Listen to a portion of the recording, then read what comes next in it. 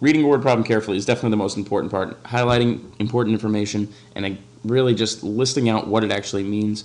It makes it so much easier to think about what math you need to use to figure out the question part of it.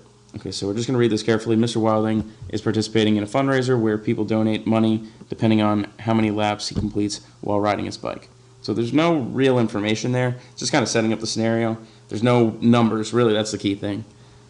You pledge to donate a flat donation of $1.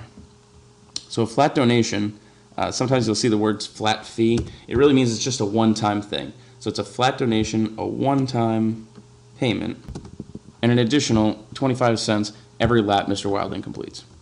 So an additional, you can kind of tell that that's going to be a plus sign. An additional, we're adding in an extra 25 cents every lap. This is a key phrase there. Every lap, or per lap, or each lap means that it's 25 cents each time he gets another lap. So it's going to be multiplied times the number of laps. If he did 2 laps, it would be 2 times 25 cents.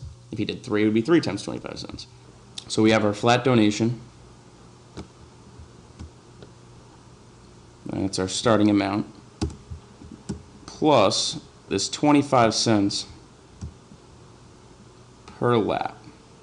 And this next sentence tells us how many laps there are. He completes 22 laps. How much will you owe?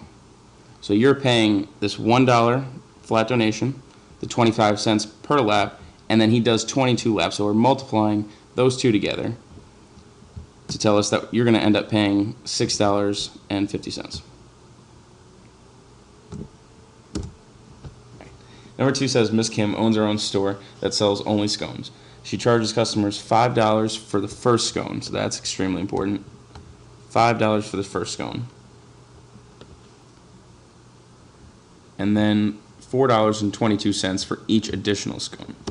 So the words here are similar compared to the other one. The additional, the every lap versus each additional scone. But actually they mean completely different things here. Each additional scone, that's talking about each additional scone after the first one. So it's saying the first one is for $5. The second one, the third one, those are each $4.22. Each additional scone after the first one is an extra $4.22. So we could figure out how much it's going to cost for any amount after that first one. So if you buy 13 scones at Miss Kim's store, how much do you owe? Well, we know that it's $5 plus an extra $4.22 plus $4.22. We could just add that up each time.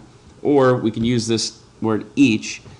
Each additional scone means that it's going to be multiplied. That $4.22 is going to be multiplied times the number of additional scones. Here is 12 because we get the first scone for $5 and then 12 more to get us up to all 13 scones that we want.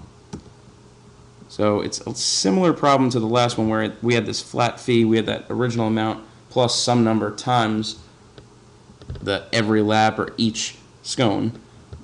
But it was very different because we needed to really carefully think about what number it was being multiplied times. So we're going to do that multiplication first there, and then the addition, that should give us 55.64.